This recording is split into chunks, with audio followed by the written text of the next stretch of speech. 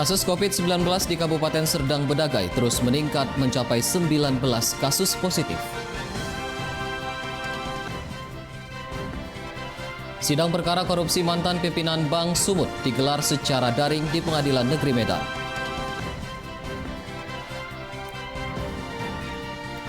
Empat SMP negeri di Kota Medan kekurangan siswa pada proses penerimaan peserta didik baru PPDB 2020.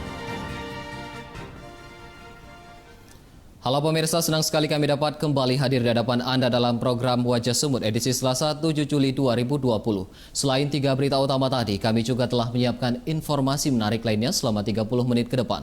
Bersama saya, Dana Pangaribuan, inilah Wajah Sumut selengkapnya.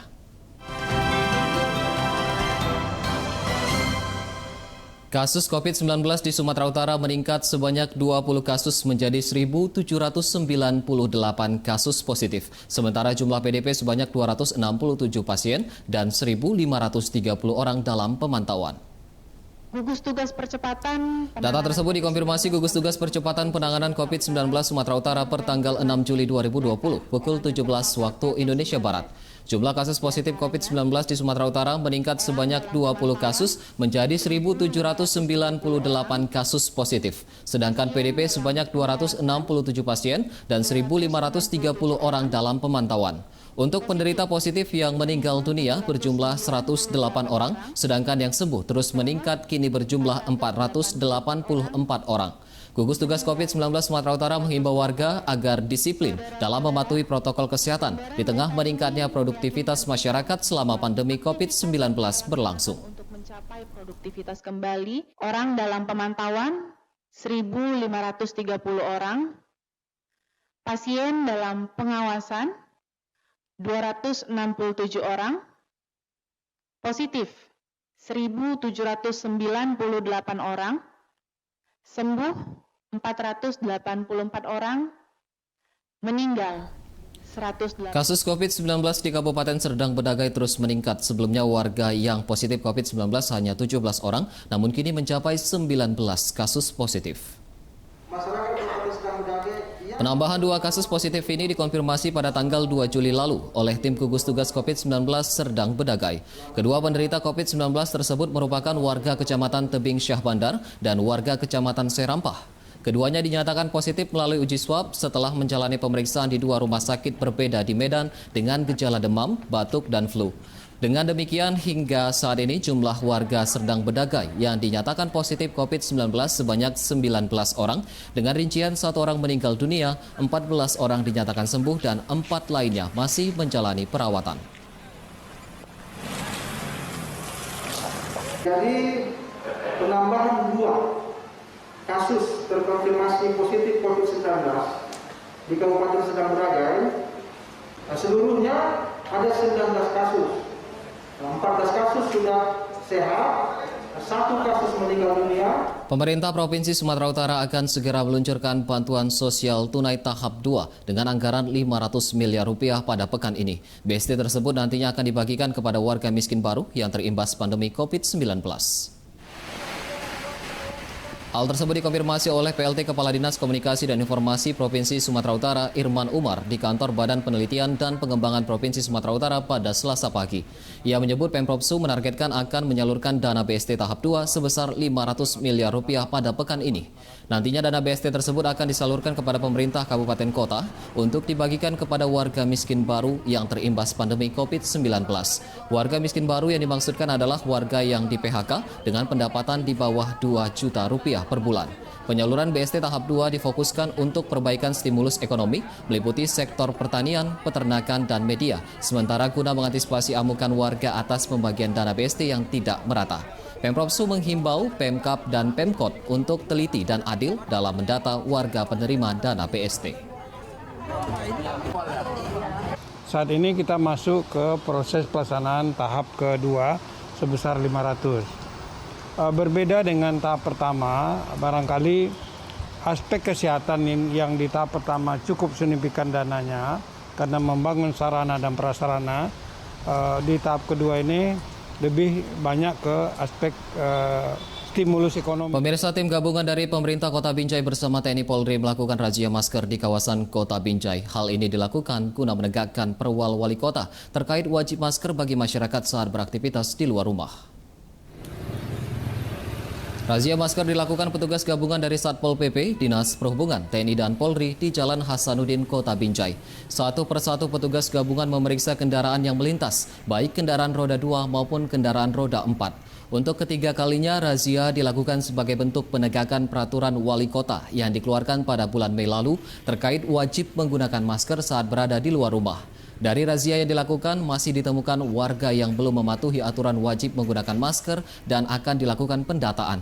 Menurut Kepala Bidang Ketentraman dan Ketertiban Satpol PP Kota Binjai Arif Budiman Sihotang, jika ditemukan warga yang tidak menggunakan masker dan tidak bisa menyediakan masker sendiri, maka sanksi penahanan KTP akan diberikan kepada pelanggar.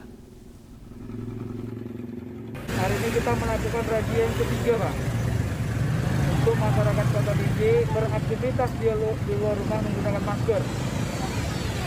Hasilnya masih ditemukan juga ya? Jadi hasilnya tetap ada, Bang. Namun rasio daripada pelanggar tersebut sudah berkurang. Belasan mahasiswa di Kota Tebing Tinggi berunjuk rasa menuntut transparansi penggunaan anggaran dana penanggulangan COVID-19. Aksi unjuk rasa belasan mahasiswa yang tergabung dalam Gerakan Mahasiswa dan Masyarakat digelar di depan komplek kantor DPRD Kota Tebing Tinggi dengan pengawalan aparat kepolisian dan Satpol PP. Dalam orasinya, para pengunjuk rasa menuntut DPRD Kota Tebing Tinggi berperan aktif mengawal penggunaan anggaran dana penanggulangan COVID-19. Masa menuding penggunaan dana COVID-19 di sejumlah instansi di Kota Tebing Tinggi tidak transparan dan terindikasi adanya kejanggalan. Aksi unjuk rasa tersebut diterima langsung Ketua DPRD Kota Tebing Tinggi, Basyarudin Nasution. Kepada pengunjuk rasa, Basyarudin berjanji akan segera menggelar rapat dengar pendapat dan memanggil sejumlah instansi terkait yang dituangkan dalam pernyataan tertulis. Sebelumnya, pemerintah Kota Tebing Tinggi telah menganggarkan dana penanggulangan COVID-19 senilai 16,9 miliar rupiah. Tuntutan mereka sebetulnya kalau kita perhatikan dari beberapa surat masuk ke kita, mereka ingin ada transparansi dana COVID khususnya di Pemkot Tebing Tinggi. Kita menjawab bahwa insya Allah dalam minggu ini ya kita akan melakukan RDP dengan dinas terkait supaya apa yang mereka. Sementara di Pematang Siantar, sejumlah mahasiswa berunjuk rasa ke kantor Dewan Perwakilan Rakyat Daerah Kota Pematang Siantar dan posko gugus tugas percepatan penanganan COVID-19. Dalam aksinya, para mahasiswa mengkritisi kinerja gugus tugas penanganan COVID-19 Kota Pematang Siantar yang dinilai buruk. Unjuk rasa belasan mahasiswa yang tergabung dalam Gerakan Mahasiswa Kristen Indonesia atau GMKI semula mendatangi kantor DPRD Pematang Siantar untuk mengusut dugaan korupsi dalam pembagian bansos. Mereka menuding bantuan berupa uang tunai tak utuh diterima masyarakat. Koordinator aksi Mailuter Sinaga dalam orasinya mereka mendesak wakil rakyat untuk membentuk panitia khusus guna mengusut dana bantuan yang dikorupsi. Aksi unjuk rasa kemudian berlanjut ke posko gugus tugas percepatan penanganan COVID-19 Pematang Siantar. Mahasiswa menuding kinerja gugus tugas tidak maksimal dalam pencegahan dan menangani penyebaran virus dan dampak yang ditimbulkan terbukti jumlah warga terpapar virus sampai hari ini meningkat tajam. Sebagai bentuk kritikan terhadap kinerja gugus tugas dan DPRD, mahasiswa menaburkan bunga di depan kantor kedua lembaga tersebut.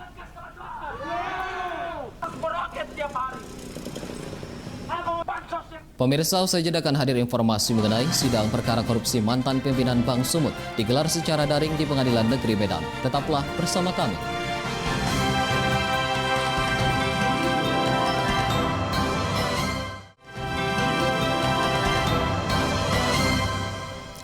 Anda masih bersama kami di Wajah Sumut. Diduga karena sopir mengantuk saat unit mobil menabrak pohon di kawasan Jalan Lintas Sumatera Batubara.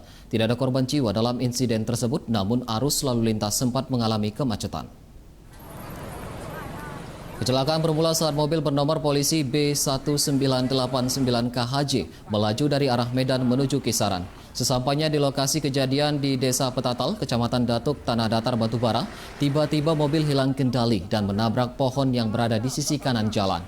Di saat bersamaan, mobil lain yang berada di belakangnya tidak dapat menghindar dan langsung menabrak bagian belakang mobil tersebut. Kepala Pos Lantas Bejangkar, Aibtu Jago Tarigan mengatakan kecelakaan ini diduga akibat sopir mengantuk dan kondisi jalan yang licin setelah diguyur hujan. Tidak ada korban jiwa dalam kecelakaan tersebut, namun arus lalu lintas sempat mengalami kemacetan hingga setengah jam. Kita beralih ke berita kriminal. Petugas kebersihan Kota Medan menemukan jasad bayi yang dibuang orang tuanya yang terbungkus plastik di tumpukan sampah. Bayi tersebut diduga dibuang setelah dilahirkan dan polisi masih mengejar orang tua pembuang bayi. Jasad bayi berkelamin laki-laki ditemukan pertama kali oleh petugas kebersihan Pemko Medan dari tumpukan sampah saat memilah sampah yang diangkut truk sampah di kawasan Jalan Malibu Indaraya, Kecamatan Medan, Polonia. Bayi tersebut ditemukan terbungkus plastik dan masih memiliki tali pusat. Atas temuan jasad bayi ini, warga kemudian melaporkannya ke Polsek Medan Baru yang kini tengah dalam penyelidikan. Dalam penyelidikan, polisi telah memeriksa 2 orang saksi, yakni sopir dan kernet truk pengangkut sampah. Kini jasad bayi telah dibawa ke RS Bayangkara Medan, sementara polisi masih mengejar orang tua pembuang bayi.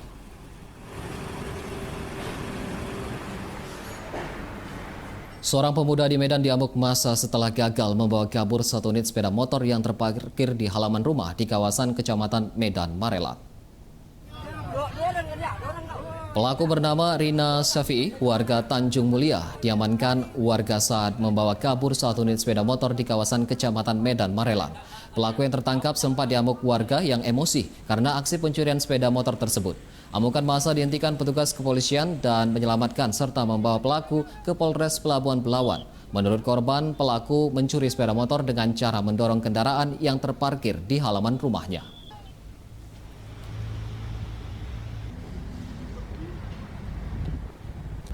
Kita ke berita selanjutnya. Sidang perkara korupsi mantan pimpinan Divisi Treasury Bank Sumut digelar secara daring di Pengadilan Negeri Medan pada Senin kemarin. Pada sidang dengan agenda pembacaan dakwaan, terdakwa Maulana Ahyar Lubis didakwa melakukan yang menyebabkan senilai 202 miliar rupiah.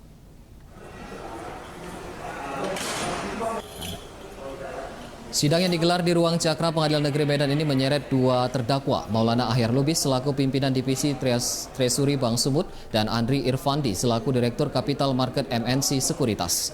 Kasus ini bermula saat PT NSP mengalami kesulitan keuangan pada 2017 lalu.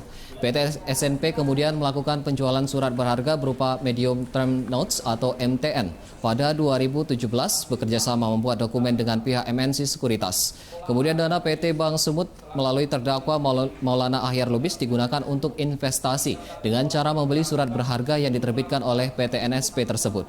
Pembelian MTN tersebut kemudian dilakukan tanpa proses analisa perusahaan sehingga terjadi gagal bayar karena PT NSP dinyatakan pailit pada tahun 2018. Terkait kasus ini terdakwa Maulana Ahyar Lubis disebutkan jaksa penuntut umum melanggar pasal 3 junto pasal 18 ayat 1 tahun 2001 tentang perubahan atas Undang-Undang 31 tahun 1999 tentang pemberantasan tindak pidana korupsi serta pasal lainnya tentang pencegahan dan pemberantasan tindak pidana pencucian uang. PT Bank Sumut membeli surat berharga melalui milik PT SNP melalui MNC Sekuritas tanpa melalui analisa perusahaan sehingga terjadi gagal bayar karena PT SNP dinyatakan pailit oleh Pengadilan Niaga Jakarta Pusat. Pemirsa, belasan pendemo tergabung dalam lintas kajian kaum gerakan atau Lingkar Sumut berunjuk rasa meminta Polda Sumut mengusut kasus dugaan korupsi dana bagi hasil pajak bumi dan bangunan Kabupaten Labuhan Batu Selatan. Aksi unjuk rasa dilaksanakan di Bundaran Simpang 3 Bukit, Kota Pinang, Kabupaten Labuhan Batu Selatan. Dalam orasinya, massa meminta kepolisian agar memeriksa sejumlah pejabat daerah yang diduga terlibat dalam kasus dugaan korupsi dana bagi hasil pajak bumi dan bangunan Kabupaten Labuhan Batu Selatan. Menurut Ketua Aksi, pihaknya mendukung Kapolda Sumut untuk menuntaskan kasus dugaan korupsi DPH PBB tersebut. Unjuk rasa yang digelar Lingkar Sumut ini berlangsung singkat dan dibubarkan pihak kepolisian. Kami menyampaikan bahwasanya kami mendukung Kapolda Sumatera Utara untuk mengusut tuntas kasus dugaan korupsi dana bagi hasil pajak bumi dan bangunan. Itulah aksi kami hari ini, Bang. Makanya itu kami sampaikan kepada seluruh elemen masyarakat bahwa kami mendukung Kapolda untuk mengusut tuntas dugaan ini. Usai jeda kami akan kembali dengan informasi mengenai 4 SMP negeri di Kota Medan kekurangan siswa pada proses penerimaan peserta didik baru PPDB 2020. Tetaplah bersama kami.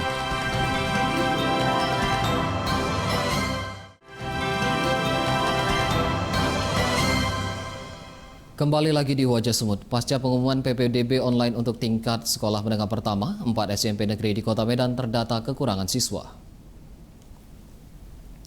4 SMP negeri di Kota Medan yang terdata kekurangan siswa adalah SMP Negeri 8, SMP Negeri 13, SMP Negeri 32, dan SMP Negeri 33. Keempat SMP negeri tersebut mengaku kekurangan siswa pelamar pada masa PPDB online. Sementara berdasarkan hasil pengumuman PPDB online tingkat SMP di Kota Medan, 12.694 siswa dinyatakan lulus dan 719 siswa dinyatakan tidak valid. 719 siswa yang dinyatakan tidak valid adalah siswa pelamar dengan domisili dari luar daerah Kota Medan. Dijadwalkan seluruh siswa yang lulus dalam PPDB online akan melakukan pendaftaran ulang pada 7 hingga 8 Juli mendatang. Masa 2 hari pendaftaran ulang diberlakukan guna mencegah kerumunan massa dan menerapkan physical distancing. Ada data yang tidak tervalidasi itu sebanyak 719 orang. Itu ada beberapa hal penyebabnya ya. Yang pertama mengenai dokumen keluargaannya, kakaknya ya, kartu keluarganya. Kita memang tahun ini menetapkan dengan tegas bahwa yang diutamakan itu adalah. Pemirsa, salah satu pabrik mikro kecil menengah pengolahan limbah kayu di Medan yang memproduksi arang kayu kini sudah dapat memasarkan produknya ke pasar internasional. Pabrik tersebut mampu mengekspor arang hingga 20 ton per bulannya dan dapat membuka lapangan pekerjaan baru. Informasi tersebut sekaligus menjadi penutup Wajah Sumut edisi hari ini dan sesaat lagi Anda akan menyaksikan Dialog Sumut. Saya, Dana Pangaribuan beserta kru yang bertugas mengucapkan terima kasih atas perhatian Anda dan sampai jumpa.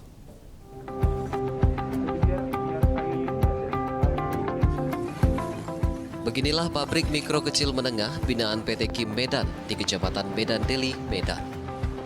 Pabrik tersebut mengolah limbah kayu menjadi arang kayu berkualitas yang kini penjualannya sudah menembus pasar internasional seperti Korea.